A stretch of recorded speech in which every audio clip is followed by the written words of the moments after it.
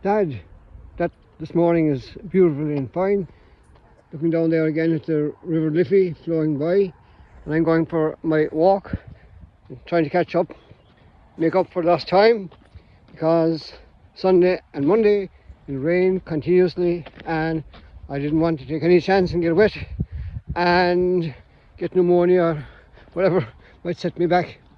So it's good in a way that I'm getting a small bit of sense at last, even though I was kind of devastated that I didn't get a chance to go to Santry to watch our national championships, which were very good. The competition was fierce, and I suppose the highlight was the women's 1500 metres, where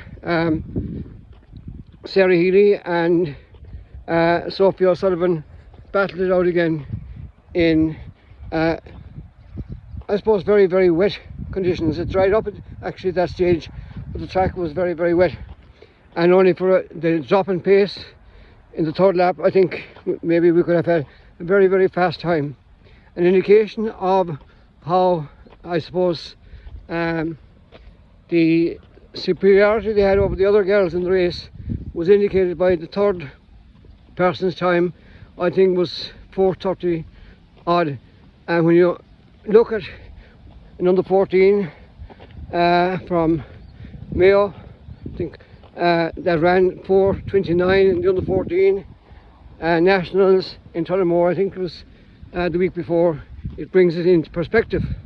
So again, judging by the times and the opportunities and the events of the National Juvenile Championships, the future of the sport is very, very, very good indeed. In fact, better than I've seen for a long, long time. So I suppose the World Championships in Budapest would be a great occasion to showcase how Irish athletics are improving. But against all that, I suppose the expectation would be that we would get a medal. But you never know where they come from, but we should get at least one, and hopefully that will happen. Again, it's exciting. The World Championships is a wonderful event, but you must remember that it entails athletes from all over the world. I don't know, 200 and something countries. The river's down there again, you can hear the sound of the water. But it would entail about a couple hundred countries, and the athletes coming from countries now, like when you see Kenyan ranking in the top 4 or 5 in 100 metres, it shows where the kind of the power balance is coming from.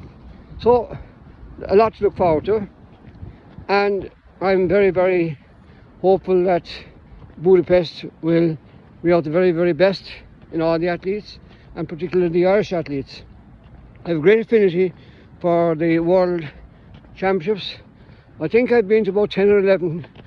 I know I was at the first 9 that took place. The first one in Helsinki in 1983, and I covered that adequately when I took over the running of Marathon magazine, and that was the first yearbook, and it gave a full account of those first World Championships, where Eamon Coughlin got a gold medal in the 5,000 and made up, I suppose, in a way for his 4th place in the Olympics. But again, when you look at the time, championships are about winning, not about records or times, especially in the middle distance events. So I think, if my memory serves me right, he ran about 13:57. I don't think he broke 14 minutes. Where now, with the Kenyans and the Ethiopians and all those, and even Brian Fay now reduced the national record to 13:01. It shows where we've gone. My good friend Peter Maher, who competed in a few World Championships and led the World Championships marathon in Rome by half a mile at the 19-mile mark, he is adamant that the shoes add about 10%, particularly in the longer distances. You can take that time off for particularly long distances, the 10,000 and the marathon.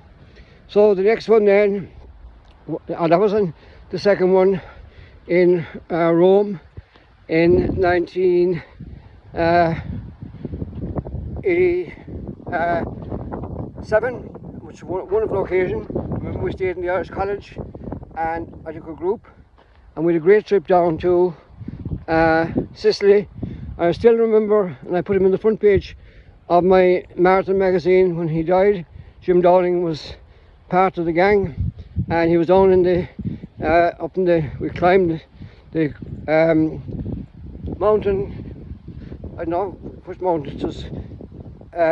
Not Vesuvius. It was one of these volcanic mountains down in Sicily, and he was there standing with his staff. And if you look back in my old pictures or the history of Irish athletics, that picture is there. And actually, when I go back to the house, I'll try and find it and post it on that page again. So that was great. So 91 then was in Tokyo, and another extraordinary event, because when they were held in Tokyo, I decided after missing Moscow that I wasn't going to miss Moscow again, so I booked my ticket through Shannon, Moscow and Tokyo. But the morning I was going to Moscow and Tokyo, my friend who was driving me, Father Eugene O'Riordan, was driving me to Shannon because he was going to get my car for the month I was away. And he called and he said, "You better not go, because it's just been announced on the radio that there's been a coup in Moscow." And I said, whatever about it, I'm going to Shannon and we take a chance. So I arrived anyway in Shannon, and there was about 30 people scheduled to go on that plane just to Moscow for the opening of a new Irish pub in Moscow. So I said, I'm happy on the plane anyway and going. I was the only one in the plane going to Moscow, which had come from Cuba, and it was like a cattle truck. There was no carpet, there was nothing. It was totally basic. I didn't mind. We landed anyway in Moscow, and the girl from Milford, one of the Kileys, was to pick me up, and she obviously thought there was nobody going to arrive.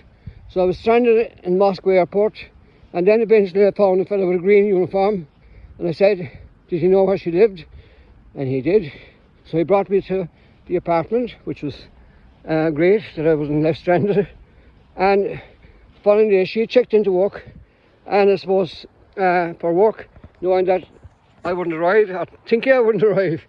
And when we got to the airport, she gave a fellow $1, which is equivalent to about 100 euros in their money at the time, because you could get a dinner for a couple of pence.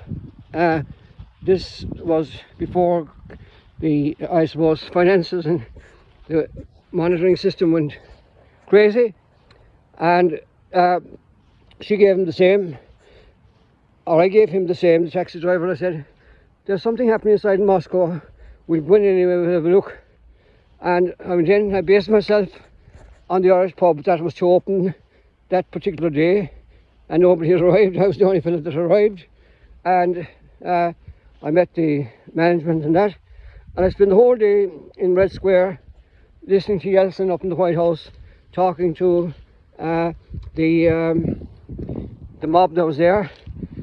And the night before there was a small bit of a skirmish where a tank rolled over a number of people and there were a few people killed. So I went back anyway to where I was staying, and the following day I said I'd go back again. And that particular day I was wandering just around Red Square. We couldn't get into it because there was all tanks and army personnel. And then about midday I saw this great movement of tanks and soldiers, and I said there must be something up. And I was fortunate that both days I met somebody who could translate what was happening to me, and they told me that coup was over and that it was the start. It was probably one of the most momentous occasions in history when you consider that it was the fall of the Russian Empire and the consequences since. We're looking for freedom in Ireland for all these years, small little country, and we can't get it. But a whole lot of Eastern Europe fell, and the whole communist system in Russia and all the Eastern Bloc countries crumbled just at one particular go. So I decided then, at that stage, I go back to the airport to see what was happening about flights. So I went back to the airport in Moscow and discovered that the first flight was going out about 4 hours later. So I hopped on that and was the first plane out of Moscow and landed in Tokyo. And I was actually one of the first off the plane. And you know, there was huge interest. There was a battery of television cameras and media personnel, and they asked me a question. I said, how things are like in Moscow. I said, to the best 3 days of my life, and I meant it in all sincerity. I said, I witnessed history, and that set up the whole thing for me. And that championships were amazing, particularly the long jump duel between Wyatt Powell and Carl Lewis, which ended in both of them breaking the old world record. But Paul got it because when he had his jump, there was no, the wind was legal. So it was a great championships. So that was in 90, Rome, Helsinki was 83, Rome was 87, Tokyo was 91, and then they changed the system to every 2 years. And then in 93, I was privileged with the role of being Irish team manager for the athletics, and we had a fantastic team, obviously led by Sonia O'Sullivan and Katrina McKiernan, Nicky Sweeney, and all these, you know, very, very good, Terry McHugh, all these top class. We had a fantastic group of athletes at that particular time. It was a privilege to be managing those athletes. And we were based in an old German army base. I know Sean Octon, Lord Mercian, was the coach and I was the manager. And it was a very, very worthwhile and wonderful experience. And you know, the thing was very, very, I suppose, to me, very important to get every single thing right. So the first setback, well, it was a German base and the Chinese were across the, I wouldn't call it a street, kind of an avenue, whatever. It was kind of an old army base. And everything, first thing in the morning, you see them all out about 6 o'clock and they'd come back about 7:30 for a run. And then you went down to the track, which I was, went down with all the athletes, and particularly when the Irish athletes were taking part. And the first instance I had of the setup was when Sonia was running the heat of the 3,000 metres, and they were there. You'd go down maybe 2 hours beforehand to make sure everything would be in order and have all the paperwork done. And they were running around the training track, and they were still running an hour later. And this is before their race. So Sonia went into the race and tried she might, the Chinese takeaway got first, second and third, and Sonia got fourth, which was, I suppose, in a way, looking back, it should have been gold considering the reputation and what the Chinese had brought to the table, later admitting that they had been involved in drug taking. So there only is one thing, the last day, the 1500 was on the final, and Sonia, to her eternal credit, wasn't phased off by her placing fourth in the 3000, so she decided to run the 1500. She got to the final, and at the final, it was the last day, and I had noticed in the 3000 that the Chinese coach was giving signals. So I asked all the Irish athletes, there was nobody I think competing on the last day apart from Sonia, to go to the front seats of the athletes and coaches place where they would sit and be there in plenty of time. And I said, as soon as the race starts, stand up and block off the coach, don't let him get the opportunity to give any signals.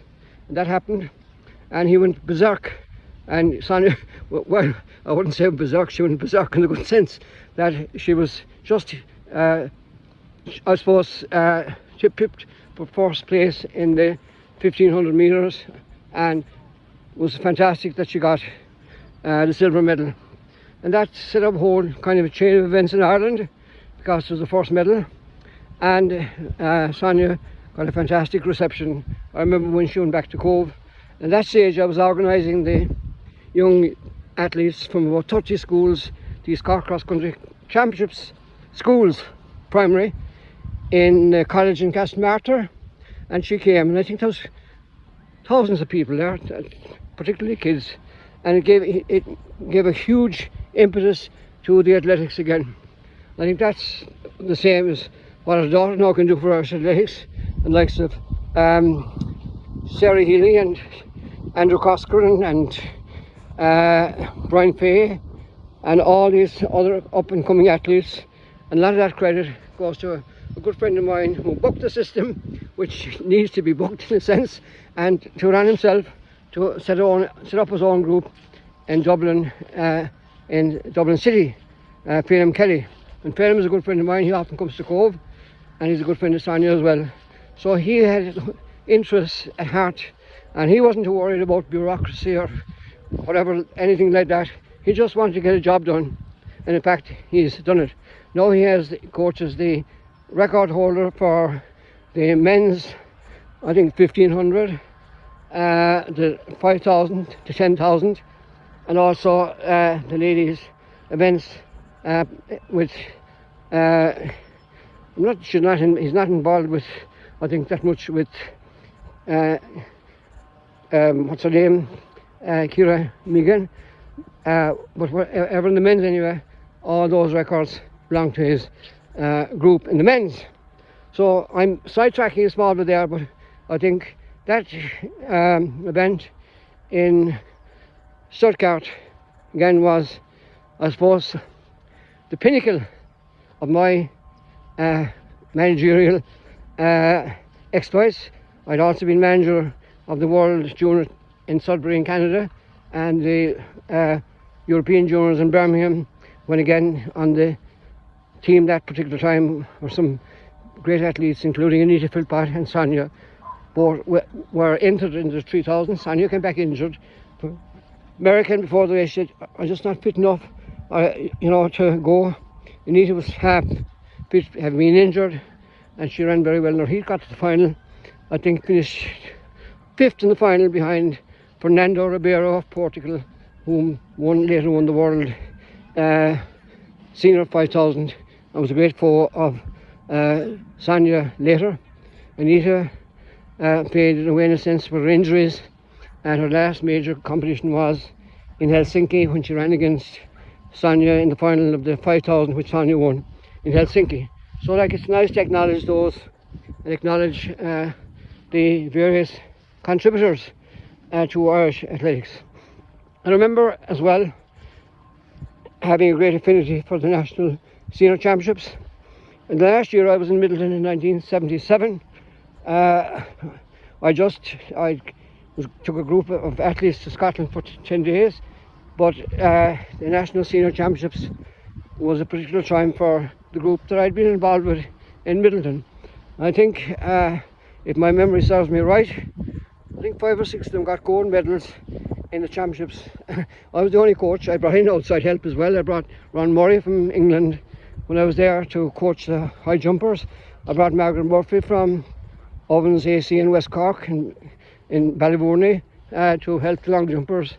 And Padraig Griffin was brilliant with a coaching camp every single Christmas in Midleton. And we had Father Michael Lavelle from Rockwell and all these people, and we covered every single event in the athletics calendar, which except javelin. I never did javelin. Ironically, when I had the meeting Tullylees, Ronnie Long, who was president at the time, got hit with a javelin in his ankle, and he was lucky. He mentions in his book he was lucky to survive, and that, I'd always had fear of the javelin. Anyway, in that particular event, I think Joe Bryce medalled in the shot and discus, and he was the first athlete I was involved with that went to America. I'd say it's nearly 46 years ago. I was talking to him last night, or the night before, about that time. And I still visit him. I was over there last year for the Boston Marathon. His daughter ran, and he was definitely in that group, the first guy that went on scholarship. He couldn't run too very far. He ran cross country because he had no choice. But I told him, he was big, strong. I said, get another shot put in there, whatever, and throw him into the field. We didn't know what a discus was at that time. So I went to college in St. Augustine's in Dungarvan, and Brother Patrick introduced him to the discus, and the rest was history. And he qualified for the European Juniors and went to Russia. And that is another story, because in 1977 he hadn't got the qualifying mark for the discus. So that particular morning, the 7th of the 777, and the star attractions at that meeting were Steve Ovett and John Tracy and Eamon Coughlin and a crowd of German athletes, and of course Liam O'Brien. And we put on a quick fix cement circle, obviously, and put up a cage which had to be done to protect people. And Joe qualified that day for the discus and went off to Russia, and that cemented his scholarship that he went to in the University of Lowell. The other person I know got, again now I'm outside walking, I'm not too sure of the colour, but Kathleen Maher got a medal in the long jump, which was her speciality, and the 100-metre hurdles. And she was the first athlete that I coached, that I predicted when she was 13 that she'd be the first girl athlete I coached would make the Irish team for a major event. And she did in 1975. I remember I think it was when I started in Middleton, what year was it? 1971, when I arrived from Wales after being there on loan for a year. And they went to the All-Ireland cross country. We took 25 athletes up to Tuam, went up the train, and I'd be happy out to get one medal. We used to be meeting every Saturday, and you didn't think there'd be mind games going on. And I said, how many people want to or expect to come back from Tuam tomorrow with an All-Ireland medal? And everyone put up their hand and said yes, everyone of them got a medal, all team medals.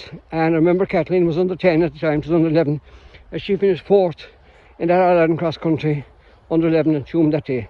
The following week we went to Abbeyleix and got 29 more medals. That was 54 medals, and it set a kind of a trend in motion that before I left they had won the under 11, 12, 13 and 14 team prizes in the national championships, got first and second under 12 and 13, and in colleges they won the minor All-Ireland schools, went up on their own to Monaghan. School wouldn't take them, I couldn't go, it's the weekend, and they got first, second, third and fourth individual. 3 girls couldn't make the junior team, so I put them into intermediate. They got 3rd, 5th and 9th, and they won that, and they got no credit whatever, only abuse when they came to school on Monday morning, not having their lessons done. I've reversed a little bit there now from the World Championships, but it was nice to see those competing. Again, Kathleen did make the Irish team for the Europa Cup in Osijek on the other side of Yugoslavia. So I was so confident in me, I booked a flight to North, it was Yugoslavia at the time, it was a place called across anywhere from Venice. The name of the place escapes me at the moment. It's a great tourist resort, and it took me 12 to 13 hours overnight to get to the event, and she competed. And I remember it was the hottest day that it came, and the front page it said 30 degrees plus, and that was in 1975, and the temperatures have got much higher since. So that was that. No, she was in the hurdles and in the long jump. That was second medalist. I think one of them were definitely gold. And then you John Hartson in the pole vault. I knew nothing about pole vault, nothing whatever. And his dad was chairman of the club, and we manufactured a kind of a pole and made do with what we had, and he kept at it and he won the national. He got a few runs after with the Cork senior hurlers, as his brother Pat was as tough as nails, was sent back on Barry and Cork hurling teams. So that was that. Who else had we? Liam O'Brien, obviously, in the steeplechase. He won 11 national steeplechases and went to the semi-final of the steeplechase in Los Angeles in 1984. And the other person was a girl called Mary Fleming, and she came to school in Middleton, and I had a great ambition to bring people to the highest level of competition. And on St. Patrick's Day, I'm not sure particular year, I sent two of them up to, I couldn't even go myself, up to the track in Dublin for the FISEC, the European Catholic School Games trials. And herself and Kathleen Davin, Mary, had made a team. Now she came to school, she'd never run in her life, she lived out the country, herself and her sister, and I was taking them home 4 evenings a week from training Monday, Tuesday, Wednesday, Thursday, and the mother would give me the dinner, and that was my kind of payment in kind. So I needed that because I'd mass every morning at 7:20 for the nuns, then we trained before school, then I was teaching from 9 to 12 in the vocational school, half an hour then taking one religious class in the brothers' school, then dinner and training again for long jump. I set up a long jump pit in the convent garden and bought the first piece of tartan to Ireland from him in England. It cost €200. They got Tony O'Shea of the arcade in Middleton to pay for it, which means we got about £20 off the bat. And then I visited the classes in St. Mary's, which I was chaplain. At 3 o'clock, down tools, everything stopped. We took all the primary school children training at 3, and then, as I said, the post-primary school training at 4, except on Wednesday. And on Wednesdays, I went back to, this in the early days, I went back to the college in Ballybourne where Gordon Murphy was teaching, and his wife Margaret, and we did a fantastic session. She was training for the Munich Olympics for the shot put. Again, I knew nothing about the shot put, but she wanted to do the pentathlon as well. So I think we used to do a repeat of 12 200s on the tarmac around the college grounds, and that was in return for her coming to us to coach people whenever I wanted for the long jump in Middleton. So that the other particular group. Oh yes, Mary then was good, like with Kathleen, at everything, and her sister Noreen. And when the national championships came up every year, I think both of them for about 5 or 6 years got 7 All-Ireland medals every weekend that they competed in. And very simple, the 1, the 2, the 4, the long, the high, the hurdles and the relay. They weren't all gold, but even to go and compete in 7 events and medal in them was something special. So I decided that Mary was very good at cross country, but hated it, absolutely hated it. And she decided that I decided that she'd run 400. I said that wouldn't tax you too much. So we trained away anyway, and she won the national senior at 15 in, I think, 55.7, something like that, which was phenomenal at the time. And you're talking about one of the medalists in the 200 metres, the national senior championship this year, I think, was barely under 25 seconds. Well, she ran 24/7 in the junior 200 metres in the All-Ireland schools. So that was that particular one, but she won the 400 in the nationals. So really that's the part 1 anyway of my treatise on it, because my battery is running low here.